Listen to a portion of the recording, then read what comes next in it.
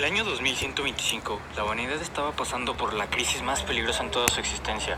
El recurso más preciado para la humanidad, el agua, se estaba agotando en todo el mundo.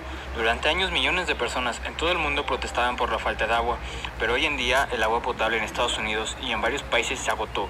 Los gobiernos solo dejaban reservas de agua para sus soldados y las personas más importantes. Mientras que los ciudadanos morían cada día, los gobiernos no podían hacer nada.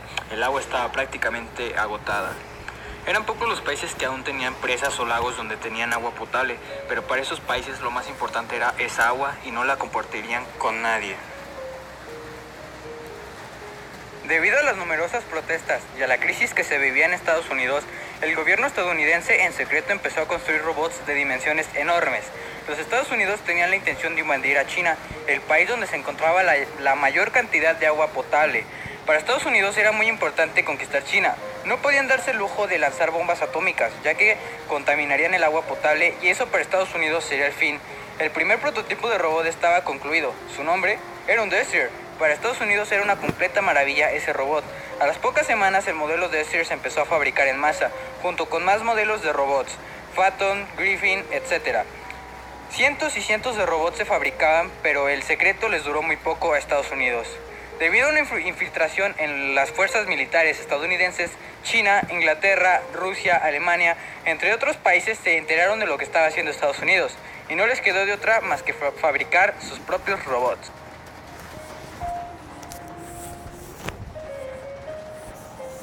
Varios países se percataban de que la guerra estaba a punto de suceder, pero antes de que algo pasara, la ONU solicitó una reunión de emergencia hacia todos los presidentes a reunirse en Dubái para una última reunión y hablar sobre lo que estaba pasando y algunas posibles soluciones. Al no poder llegar a algún acuerdo político, la mayoría de países pidieron la ayuda de China, Alemania, Brasil y Corea del Sur para que les ayudaran con la suministración de agua potable, pero estos mismos países se negaron, ya que sabían que si compartían el poco agua que les quedaba, en pocos años estos países morirían. En fin de cuentas, la reunión fue un rotundo fracaso. Al no llegar a un acuerdo, el presidente de Estados Unidos subió en su avión. En el momento en que se dirigía de vuelta a territorio estadounidense, un misil de categoría antiaérea se dirigió al avión del presidente de Estados Unidos, impactando y derribando al avión.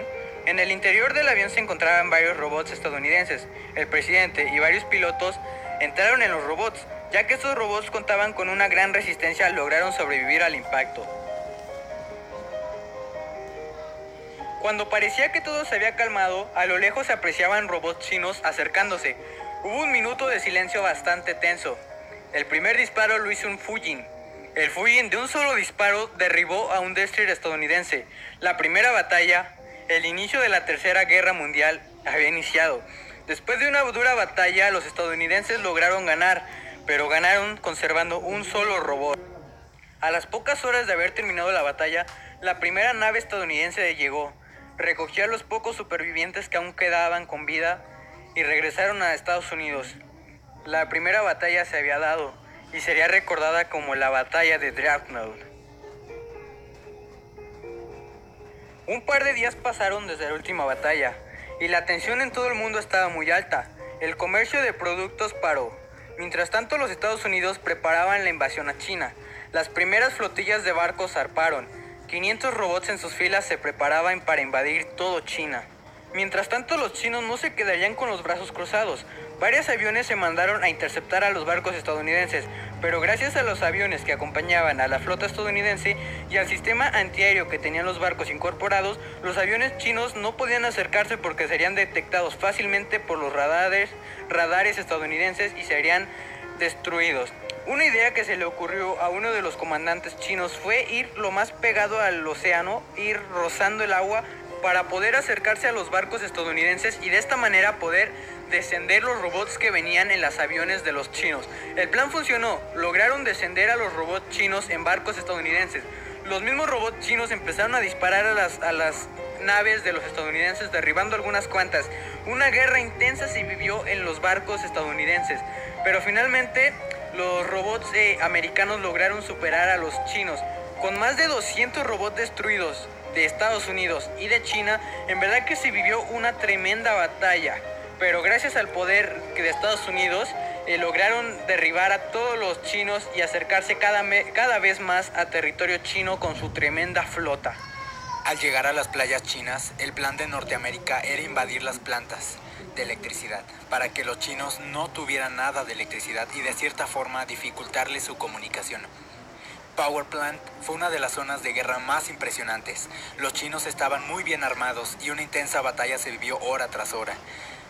Pero los norteamericanos lograron detonar un par de bombas en los sistemas de la planta eléctrica y detener así el flujo de energía. En otra parte de China, para ser exactos, en Shenzhen, se vivió una de las batallas más épicas de todos los tiempos. Robots luchando por las calles, edificios siendo destruidos, misiles, balas, explosiones, sonidos de sirenas de policía se escuchaban por todo Shenzhen. Las fuerzas americanas cada vez se hacían paso por las calles. Pasaron un par de días hasta que por fin los estadounidenses lograron llegar al centro de Shenzhen. No había sido una tarea nada fácil, pero al momento de llegar al centro de Shenzhen, de la nada, un escudo de energía se alzó desde el suelo, dejando atrapado a 30 robots estadounidenses. No podían retirarse ya que el escudo era prácticamente indestructible. Dispararon al escudo y no se destruía.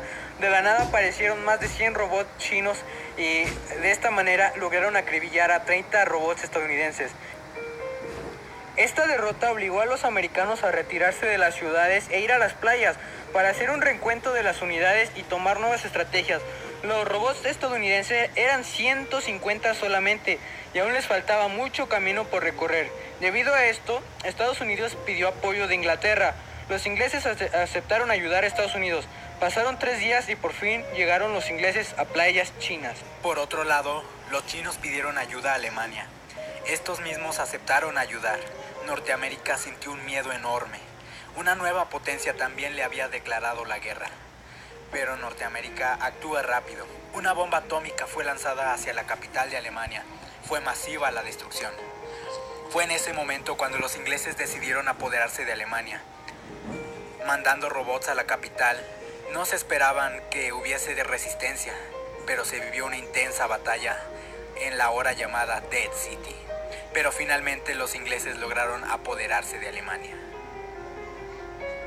Debido a lo que ocasionó, Estados Unidos tomó la decisión de recolectar todos los satélites de todos los países para evitar que alguno de estos atacara a Estados Unidos con bombas atómicas.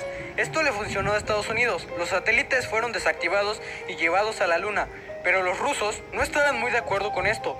30 naves espaciales repletas de robots de guerra fueron mandadas desde Rusia hacia la Luna con el fin de recuperar los satélites. La primera guerra que se daba en la Luna era una locura, pero el poder de armas de los rusos superó a los Estados Unidos. Finalmente los rusos pusieron en funcionamiento todos los satélites.